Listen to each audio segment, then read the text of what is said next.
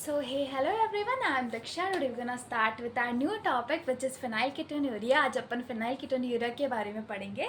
इससे पहले वाली क्लास में अपन ने सिकल सेल एनीमिया और हीमोफीलिया कंप्लीट करा था. 2 मेंडेलियन डिसऑर्डर अपन कंप्लीट कर चुके हैं. आज अपन तीसरा मेंडेलियन डिसऑर्डर पढ़ेंगे, which is phenylketonuria. ठीक है, देखो अपन अगर phenylketonuria के बारे में पढ़ते हैं ना, देखो phenylketonuria क्या है. ये एक inborn error of metabolic disease है. ये क्या है? Inborn error of metabolic disease. ठीक है, ऑटोसोमल रिसेसिव ट्रेट है ये एक. ठीक है, ऑटोसोमल रिसेसिव ट्रेट है. देखो मैंने ऑटोसोम आपको उधर पढ़ाया था ना सिकल सेल एनीमिया वाली क्लास में, तो वही है. ठीक है, देखो इनबॉर्न एरर क्या होता है. इनबॉर्न एरर का मतलब जो हमें बचपन पैदाइशी हो, पैदाइशी डिजीज होने को हम बोलते हैं inborn error of metabolic disease. ठीक है, फिनाइलकीटोन्यूरिया क्या है? एक inborn error of metabolic disease है. ये क्या है? ये ऑटोसोमल रिसेसिव ट्रेट है. क्या है? ऑटोसोमल रिसेसिव ट्रेट है. ये क्रोमोसोम 12 में हमें देखने को मिलता है. किस क्रोमोसोम में? Chromosome number 12. ठीक है, the affected individual lack an enzyme that convert amino acid phenylalanine into tyrosine. देखो हमारे पास ना, हमारी बॉडी में एक एंजाइम होता है जो फिनाइल एलेनिन को टायरोसिन में कन्वर्ट करता है. मैंने क्या बोला? हमारी बॉडी में एक ऐसा एंजाइम होता है जो फिनाइल एलेनिन को टायरोसिन में कन्वर्ट करता है. बट जो फिनाइलकीटोन्यूरिया का पेशेंट होगा ना, उसमें क्या होता है कि फिनाइल एलेनिन कन्वर्ट हो ही नहीं पाता टायरोसिन में. अब हम पढ़ेंगे. देखो सबसे पहली बात, अब क्वेश्चन आ रहा होगा कि फिनाइल एलेनिन क्या है. देखो फिनाइल एलेनिन एक ऐसा अमीनो एसिड है जो हमारी बॉडी प्रोड्यूस नहीं कर पाती. ठीक है, एक एसेंशियल अमीनो एसिड है फिनाइल एलेनिन.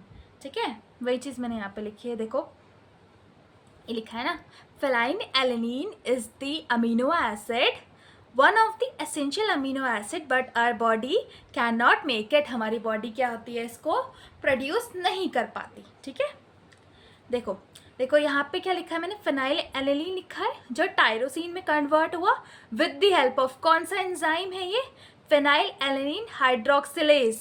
कौन सा एंजाइम है? फिनाइल एलेनिन हाइड्रोक्सिलेज एक ऐसा एंजाइम है जो फिनाइल एलेनिन को टायरोसिन में कन्वर्ट करता है. ठीक है, मैंने क्या बोला? फिनाइल एलेनिन को टायरोसिन में कन्वर्ट करने वाला कौन सा एंजाइम है? तो फिनाइल एलेनिन को टायरोसिन में जो कन्वर्ट करता है वो है फिनाइल एलेनिन हाइड्रोक्सिलेज. कौन सा है? Phenyl alanine hydroxylase. ठीक है, बट इन फिनाइलकीटोन्यूरिया पेशेंट, जैसे फॉर एग्जांपल जो फिनाइलकीटोन्यूरिया पेशेंट है उसमें क्या होता है? तो उसमें फिनाइल एलेनिन टायरोसिन में ना कन्वर्ट होके फिनाइल पायरोवेट या फिनाइल पायरोविक एसिड में कन्वर्ट हो जाता है. मैंने क्या बोला?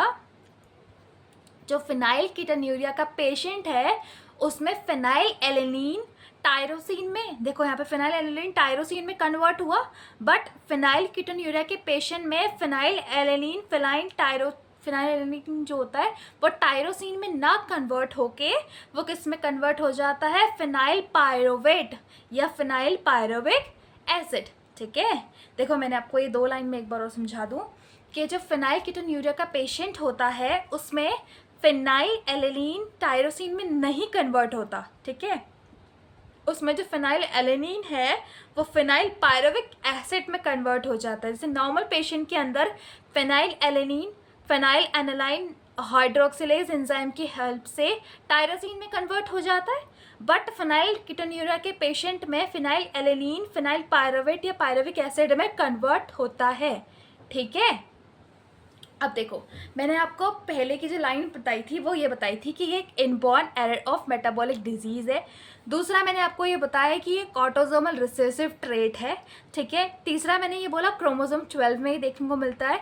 इसमें क्या होता है कि फिनाइल एलेनिन टायरोसिन में कन्वर्ट होता है, बट अगर किसी को फिनाइलकीटोन्यूरिया है तो वो फिनाइल एलेनिन टायरोसिन में ना कन्वर्ट होकर किस में होता है? फिनाइल पायरोविक एसिड में. ठीक है, और with the help of enzyme phenyl alanine hydroxylase. ठीक है, समझ आया ना. और फिनाइल एलेनिन एक एसेंशियल अमीनो एसिड है. ठीक है, देखो मैंने लिखा ना, phenyl alanine is the amino essential amino acid. ठीक है.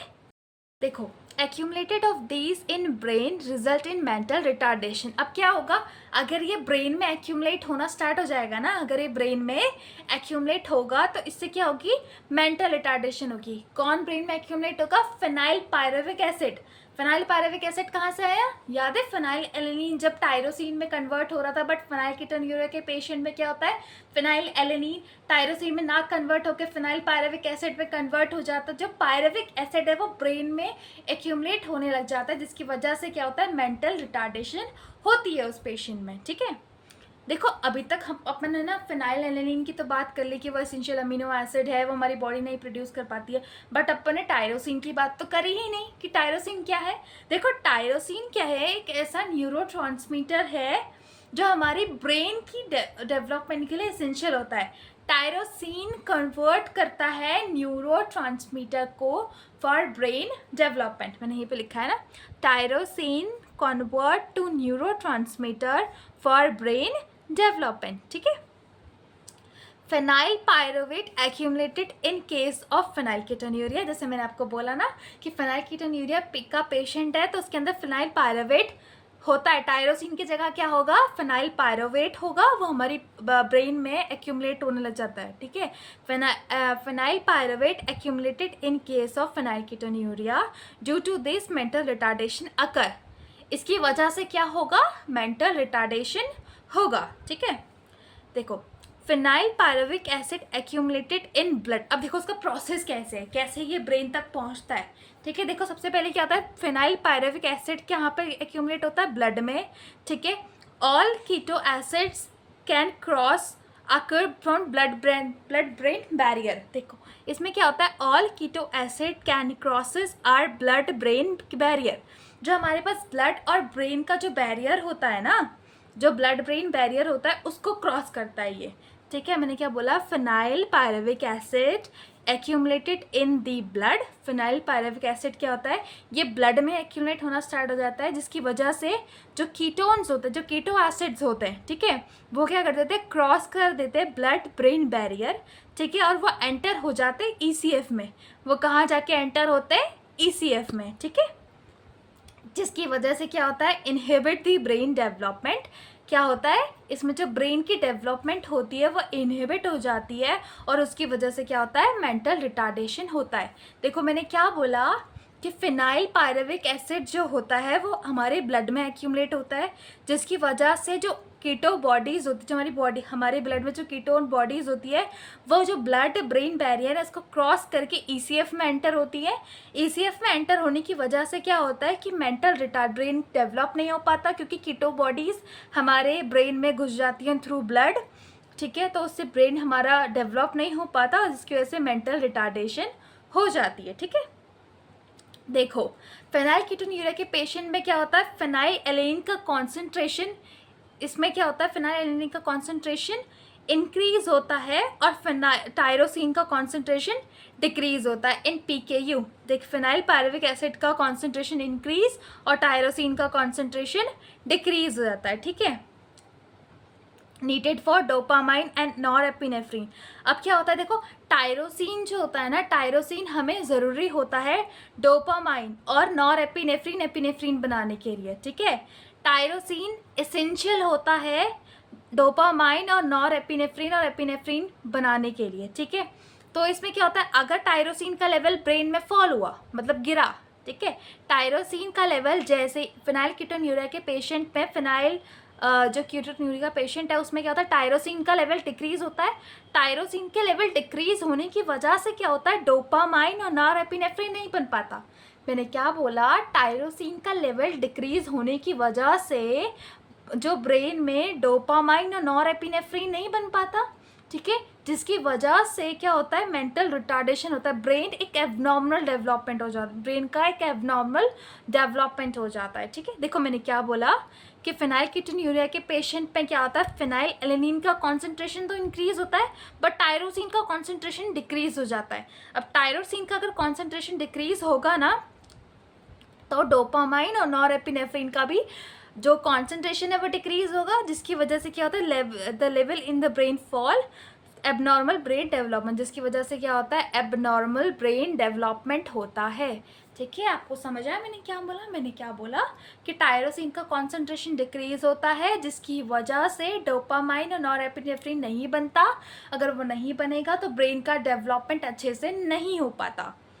ठीक है, जैसे तो अब हम ये पढ़ते हैं, जैसे फॉर एग्जांपल जब प्रेग्नेंट वुमेन्स होती है ना, तो अगर pregnant women suffer of PQ, for example अगर कोई प्रेग्नेंट वुमेन है, अगर वो फिनाइलकीटोन्यूरिया से सफ़र कर रही है, तो बेबी जो उसका मैटरनल जो बेबी होगा वो फिनाइलकीटोन्यूरिया सिंड्रोम होगा। उसका सिंड्रोम क्या है कि उसका हार्ट डिफेक्ट हो सकता है, डेवलपमेंट डिसेबिलिटी हो सकती है। ठीक है, क्या हो सकता है? प्रेग्नेंट वुमेन अगर वो फिनाइलकीटोन्यूरिया से सफ़र कर रही है तो उसका जब मैटरनल बेबी होगा ना, बेबी में क्या होगा? हार्ट डिफेक्ट हो सकता है और डेवलपमेंट डिसेबिलिटी हो सकती है। ठीक है, अब देखो इसका मैंने ना एक क्रॉस यहाँ पे ड्रॉ कर रखा है, अपन ये क्रॉस पढ़ते हैं। ठीक है, देखो मान लो कि देखो, हाँ सबसे पहले ये रिसेसिव है ना, ये ऑटोसोमल रिसेसिव है, तो मैंने 2 रिसेसिव बनाए हैं। ठीक है, ये मैंने तुमको बोला था ना कि रिसेसिव का मतलब क्या होता है कि दोनों अगर ट्रेट रिसेसिव में है तभी वो रिसेसिव होगा, अदरवाइज नहीं होगा। जैसे ये क्या है? Capital R small R, capital R small R. ठीक है, तो उसमें क्या है? कैपिटल आर स्मॉल आर एक अनअफेक्टेड कैरियर मेल है और एक अनअफेक्टेड कैरियर फीमेल है। ठीक है, इसकी जो प्रोजेनी है, जो capital R capital R capital R small R capital R small R, ये प्रोजेनी तो अनअफेक्टेड है। ठीक है, बट जो स्मॉल आर वाली है वो अफेक्टेड है, क्योंकि ये क्या है? दोनों देखो, दोनों रिसेसिव से आया, दोनों के दोनों रिसेसिव है, ये रिसेसिव है ना पूरा, इसलिए मैंने आपको बोला ये क्या डिजीज़ है? ये ऑटोसोमल रिसेसिव है ना। ये क्या है? एक ऑटोसोमल रिसेसिव है, तो इसका मतलब इसमें जो दोनों है ये क्या है? एक रिसेसिव ट्रेट है। तो ये RRR क्या है? ये अफेक्टेड है क्योंकि ये रिसेसिव है। ठीक है, so this is all about our phenylketonuria. I hope कि आपको आज की क्लास समझ आई हो फिनाइलकीटोन्यूरिया की। So thank you for watching. I hope कि आप लोग स्टडी कर रहे हो अच्छे से, प्रॉपरली कीजिएगा। हाँ, लापरवाही नहीं करनी चाहिए स्टडीज़ में। ठीक है, okay, thank you, tata, bye bye, keep study, okay.